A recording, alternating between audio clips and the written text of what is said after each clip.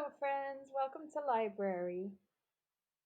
Um, okay, so we have left off with Frederick and Aunt Bite have made it back to camp to find the letter from Benjamin, the counselor, saying, "Stay here in the main building. We're going to come back for you."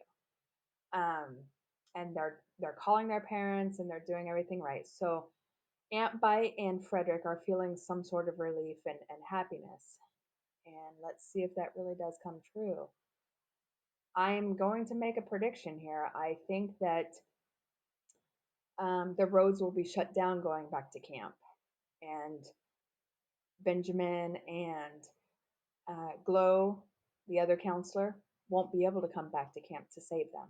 So those two boys are going to be stuck there. That's my prediction. I don't know. I hope it's not true. I'm a little worried. Okay, chapter 19. Tim Howard. Frederick and Aunt Bite waited on the front porch of the main building. They sat against the wall with their knees up, watching the flag whip in the wind and keeping their eyes peeled for any sign of Benjamin and the search party. The wind picked up even more, the trees swayed farther and farther, and a drizzle of rain blurred the camp beyond the edge of the covered porch. Neither Aunt Bite nor Frederick pointed out these facts. They also didn't mention that the sky was getting heavy. All the things they weren't saying crawled over Frederick's skin, until finally Aunt Bite broke the silence. "We should find a snack," he suggested. "Yeah," Frederick said, quickly pushing himself to his feet, wondering why he hadn't thought of a snack. A snack was a quick meal that they could fix and take with them to enjoy in the truck or car if Benjamin showed up before they had eaten it. In fact, Frederick decided, following Aunt Bite into the dark belly of the main building, he was sure that if they made a snack, Benjamin and the search party would show up soon after. It was like something he and Aunt Bite had to do in order to summon help. Once inside, Frederick patted the wall by the door, finding the switch light. Fluorescent light flickered to life across the ceiling. The main building was a big open room with linoleum floors and round tables. Half the chairs were turned upside down on the tables, as though somebody had been in the middle of cleaning the floor when they had to evacuate. A swinging metal door at the back of the room led to a long, narrow kitchen, which Frederick and Aunt Bite searched for food. In the refrigerator, they found jugs of milk and enormous plastic bags. I'm sorry, they found and enormous plastic bags of shredded cheese. The pantry had towers of cans, baked beans, tomato sauce, Vienna sausages. Frederick pulled down a can of beans and a can of sausages. Next, he and Aunt Bite started opening drawers, searching for a can opener. "Jackpot," Aunt Bite said. He was standing on a counter and looking in an open cabinet. "You found it?" Frederick asked. "No," Aunt Bite said. "I found something better. I'll teach you how to make my specialty." Frederick looked over Aunt Bite's shoulder at several boxes of cereal. Aunt Bite's specialty was a sandwich that consisted of two pieces of white bread smeared with pancake syrup and, French's mustard, and in the middle was honey bunches of oat cereal. The bread was soft and the cereal was crunchy, and when Frederick pressed it down, it squished and then crunched. He bit into it. It tasted sweet and vinegary at the same time. "It's not bad." Frederick took another bite. "Umph," Aunt Bite agreed. They had taken their snacks into the main room, choosing a table close to the front door so they wouldn't miss Benjamin and the search party coming in. After 3 sandwiches, Frederick was feeling pretty content, all things considered, and he decided it was time he did something he'd been putting off. "Hey, this morning when I told you I didn't want to go on a cruise, it wasn't anything personal, and I'm sorry." Frederick didn't look at Aunt Bite as he spoke. Instead, he talked to a mounted trout hanging on the wall. "I'm sorry," he tried again, "that I told you to deal with your own problems. That was pretty mean." "Nah, you were right," Aunt Bite said.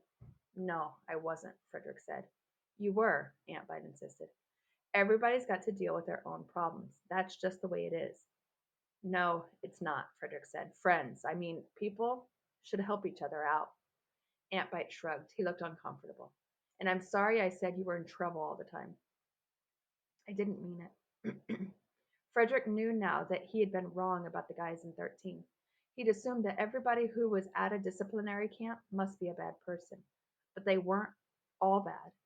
Antbite was really brave, and Nosebleed was kind, and Professor was tough, and Specs was Specs, and Frederick wasn't as good as he had thought he was either. It's fine, Antbite said, shrugging again. The trout's tail was bent like it would swim away if it weren't stuck to the wall. Why did you get sent here? Frederick asked, realizing that he didn't know. You said you had problems. Just forget about it, Antbite said, not looking at Frederick. It's nothing. Come on, Frederick said. He wanted to help. Whatever Antbite's problem was, Frederick was sure they could find a way to fix it, and maybe that would help him make it up to Antbite for the way he had acted. I said no. Antbite jerked and his arm bumped his plate, nearly knocking it off the table. You can't help me anyway. Why don't you just tell me what's bothering you? Frederick asked, leaning back and holding his hands up. Because it's not a big deal, Antbite said. Really? Come on, Frederick said. It's okay, Antbite leaping off his feet. I'll tell you. If I tell you, will you lay off? All right. Frederick lowered his hands slowly, waiting for Antbite to settle down. Antbite sank back into his chair and didn't speak for a moment. When he did, he said, So when I was in third grade, we had to do this science project. Okay, Frederick said. I made a robot, Antbite said. Wow. Frederick had never made a robot. He didn't know anyone else who had made a robot. For the science projects at his school, they made baking soda volcanoes or grew bean sprouts in plastic bags. Yeah, it was good too, Antbite said. I spent a long time on it. I glued some of those googly eyes on it. I named him Tim Howard. Frederick wondered how he'd come up with that name. Did the robot look just like a Tim Howard? Did he know someone named Tim Howard? But this other kid, Antbite went on, Rich, we were in we were the first ones at school that day, and we were the only two people in the classroom. I didn't know where Mrs. Paulson had gone, but Rich took Tim Howard off my desk and wouldn't give him back. When the other kids came in, Rich said that Tim was his and that I was the one who was trying to take him. Antbite dragged his finger through the puddle of syrup on his plate. What'd you do? Frederick asked. I told the teacher, Antbite said, like it was obvious. Oh, Frederick said, right. But she didn't believe me, Antbite said. She liked Rich better.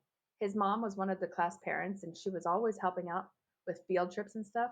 So that day, Mrs. Paulson told everybody that Tim Howard was Rich's science project, and everybody was telling Rich he had done a good job and not listen to me.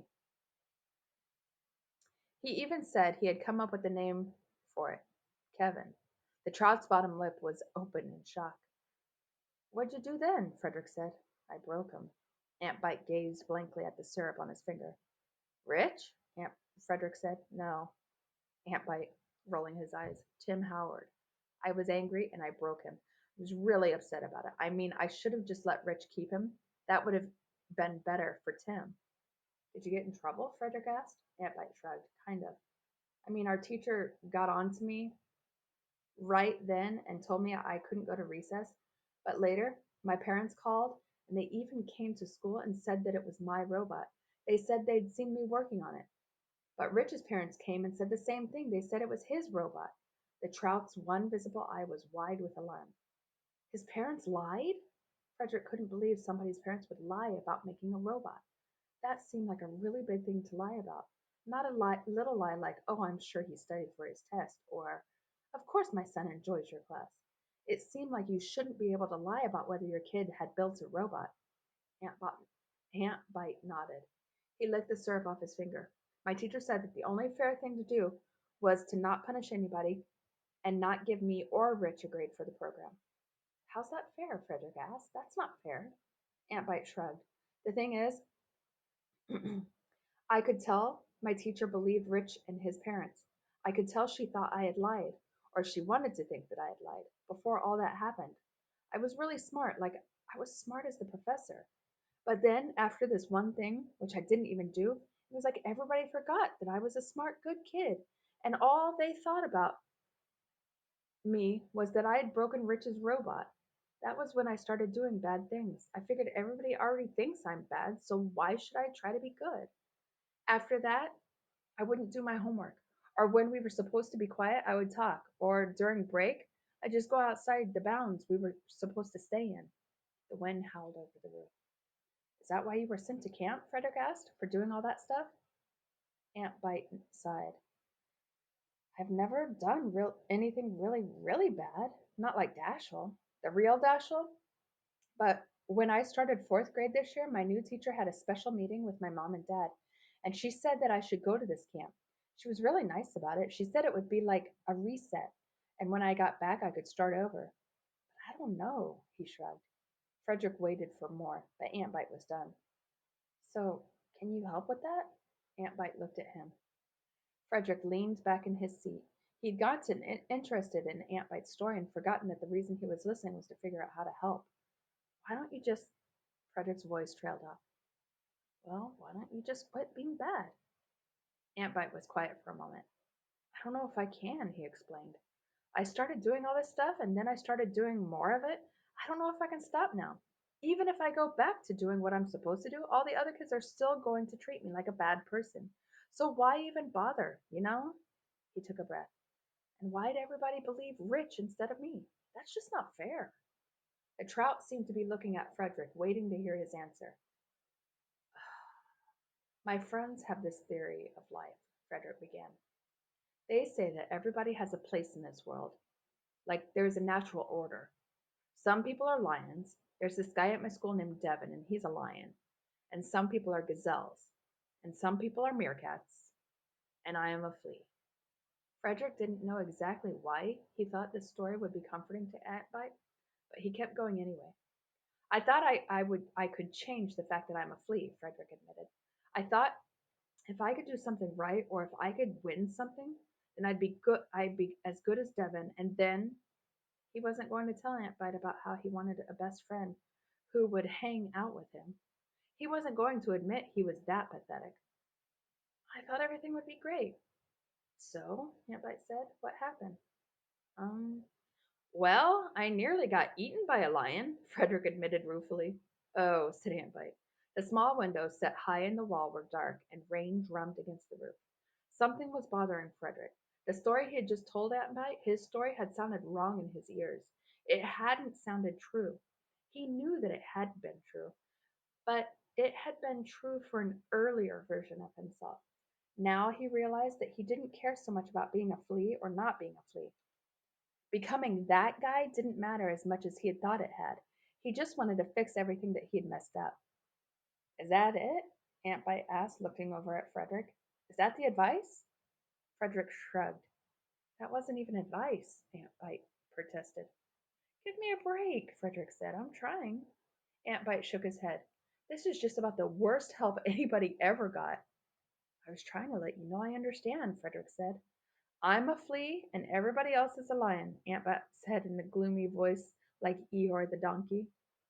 That's not the way I said it, Frederick protested. But okay, fine, I get it. Anyway, I don't think you're as bad a person as you're making out. I mean, you saved me from that lion, the real lion. A bad person wouldn't have done that. It was adrenaline, Aunt Bite said with a grin. If I had stopped to think about it, I probably would have let it eat you. Frederick said. You wouldn't have. No, I'm just kidding, man. He smiled. And I don't care if you're a flea or what. I'll still be your friend. At Aunt Bite's words, it was as though a ball of light began to glow inside Frederick's chest, warm and bright. He snuffed it out immediately. Probably when Aunt Bite said friend, he didn't mean friend. When he said friend, he probably meant person whom I do not hate. Or maybe he was just saying friend to be polite, although Aunt Bite had never seemed particularly concerned about manners. But Aunt Bite couldn't really mean he and Frederick were friends after everything Frederick had done, could he? Listen, Frederick began. There was a crackling sound from outside, followed by a tremendous pow. Frederick and Aunt Bite yelled just as the lights in the main building blinked out. Ooh, what do you think Frederick's going to say to Aunt Bite? Um, hmm. So, the search party hasn't come back for them. So, I still don't know if my prediction is true. I don't know if they're truly stuck there, but now the lights are out. It's getting dark. The storm's picking up. Wind is picking up. Rain is really coming down. And there's no lights, no electricity.